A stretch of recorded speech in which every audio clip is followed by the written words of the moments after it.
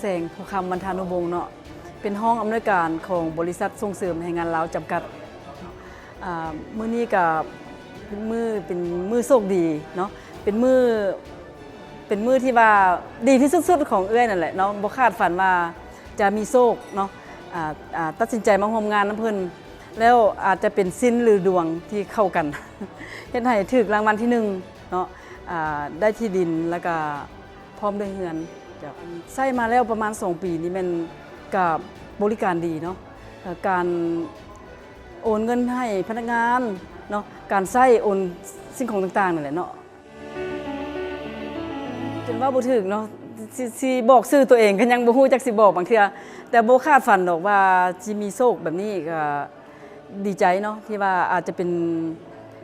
นฮอดมือของตัวเองนั่นแหละเนาะหรือว่าเป็นดวงชะตาเนาะที่ว่าถึกโชคถึกลาภขอบใจหลายๆเพราะฉะนั้นก็อยากให้ทุกคนนั่นแหละมาลองใช้เบิ่งว่าสิเป็นแบบเว้าบ่แล้วบางทีท่านก็อาจจะเป็นผู้โชคดีเนาะผู้ต่อไป